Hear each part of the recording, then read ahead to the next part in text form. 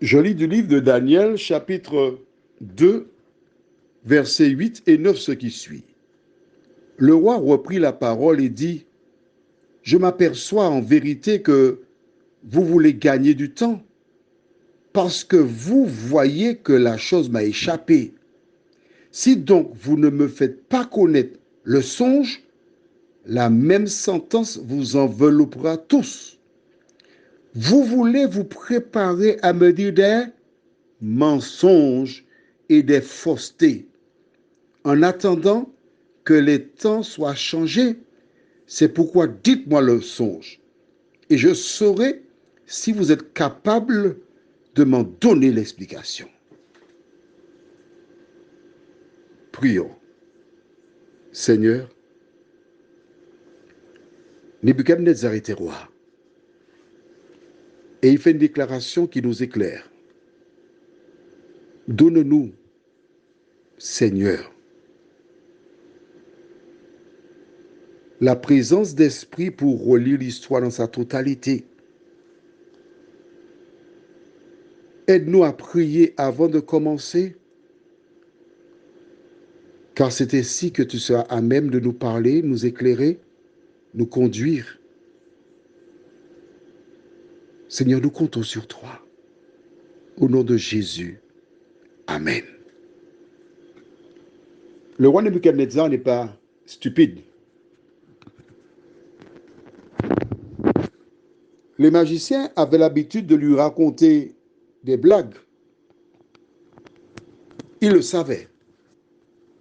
C'est pourquoi il est catégorique en disant, vous voulez préparer des mensonges, des faussetés pour me raconter. Donnez-moi le songe et l'explication. Il demeure ferme sur sa position.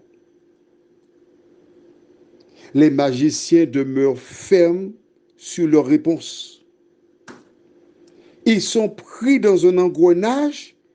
Ils ne veulent pas perdre la face, car à l'évidence, les propos de Nebuchadnezzar indiquent qu'il a des doutes sur leur aptitude de révéler la vérité. Mais comment ces hommes pourraient-ils dire la vérité? Nebuchadnezzar n'a pas la connaissance que tu as. Mais toi et moi, nous avons une connaissance puisque nous avons la parole de Dieu. Nous savons ce que dit la parole de Dieu. Et puisque nous savons ce qu'elle dit, nous ne pouvons pas nous faire avoir. Mais lorsque tu ne lis pas la parole, qu'est-ce qui se passe?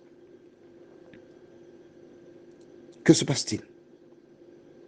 Tu te laisses emporter par le diable.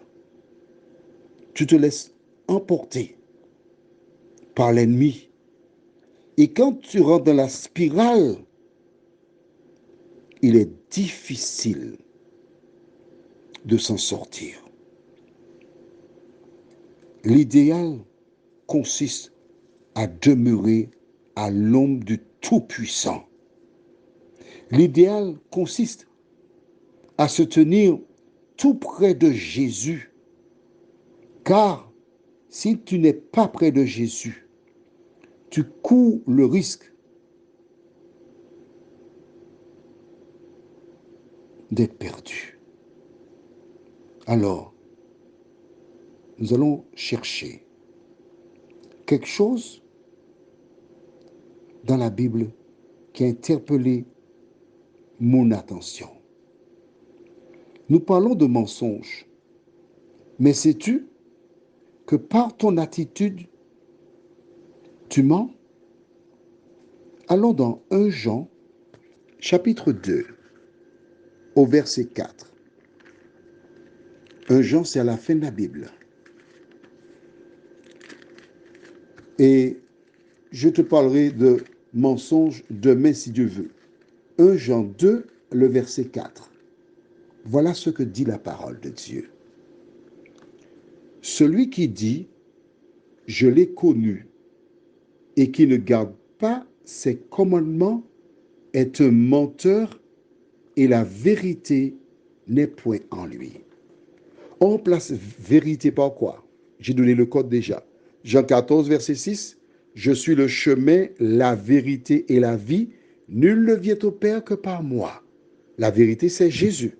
Donc nous lisons, celui qui dit, je l'ai connu, connu qui? Jésus, et qui ne garde pas ses commandements, est un menteur et la vérité n'est point en lui.